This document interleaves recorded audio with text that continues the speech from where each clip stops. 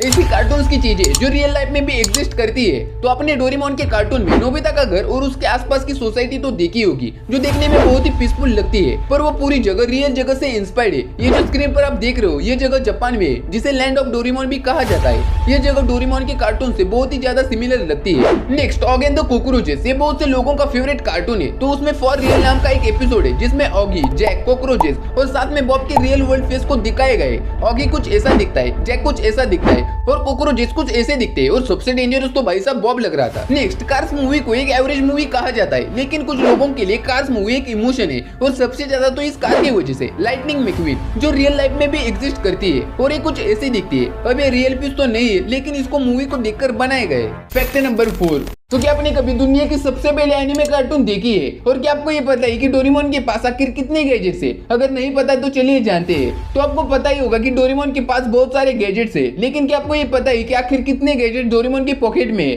तो उसके पास total 4500 gadgets है, और वो भी कोई ऐसे वैसे नहीं बल्कि फ्यूचरिस्टिक गैजेट। वैसे अगर आपको डोरेमोन से एक गैजेट मांगना होगा तो आप कौन सा मांगोगे? कमेंट में मुझे जरूर बताना। नेक्स्ट, तो आपने इन बनाना बॉयज को तो कहीं ना कहीं तो देखा ही होगा, जिन्हें मिनियंस कहा जाता है, जिनकी भाषा कुछ ऐसी है।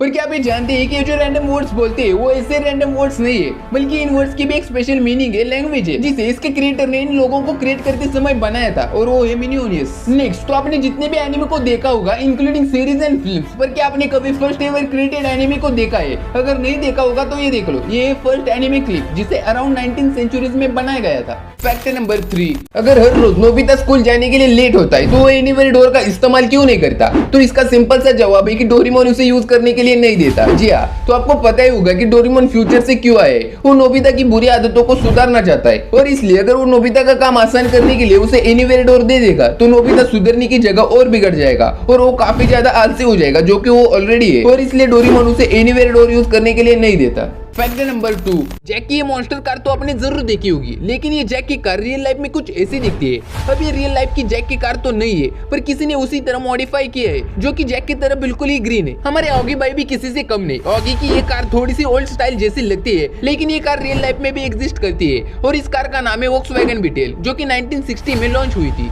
अब डोरेमोन के इस गैजेट को हर कोई अपने लाइफ में चाहता होगा। डोरेमोन में अपने बाम्बूस कॉप्टर तो देखा ही होगा, लेकिन सेम ऐसा ही गैजेट इस दुनिया में एग्जिस्ट करता है, जिसका नाम है जीन EH4, जिसे पहनकर आप हवा में उड़ सकते हो, जिसकी कीमत सिर्फ 50 लाख रुपए। फैक्ट नंबर 1, क्या आपने कभी टॉम एंड जेरी कार्टून की एंडिंग देखी है? नहीं तो मैं आज आपको दिखा ही देता हूँ। वैसे तो बहुत से एपिसोड है, लेकिन 1956 को एक शॉर्ट एनिमेशन को निकाला गया था, जिसको इसके लास्ट एपिसोड के रूप में भी जाना जाता है। इस एपिसोड का नाम है ब्लू कैट्स ब्लू, जिसमें हमें ऐसे दिन को दिखाया जाता है जिसमें टॉम एंड जेरी दुश्मन नहीं बल्कि एक अच्छे दोस्त होते हैं। पर तभी वहाँ एंट्री होती है एक लड़की की, या फिर कहूँ कि एक सुंदर सी बिल्ली की, जिसको देखकर टॉम पूरा फूल बन जाता है, या फिर कहूँ कि पूरा पागल बन जाता है, और हर वो चीज करने के लिए तैयार हो जाता है जिससे वो कैट इंप्रेस हो सके। फिर क्या, उसने टॉम के इमोशन की परवाह ना करते हुए एट लास्टली बागड़ बिल्ली से शादी कर ली, जिसके बाद टॉम ने मिल के सस्ते नशे किए और ट्रेन के पटरी पर जाकर बैठ गया। जेरी बगल से ये सब देखकर बहुत ही दुखी हो रहा होता है, और साथ में शुक्र भी मना रहा होता है कि उसकी गर्लफ्रेंड ने उसको धोखा नहीं दिया। बट यारो किस्मत देखो, लास्ट में जेरी के साथ भी हुई हुआ जो कि टॉम के साथ हुआ था।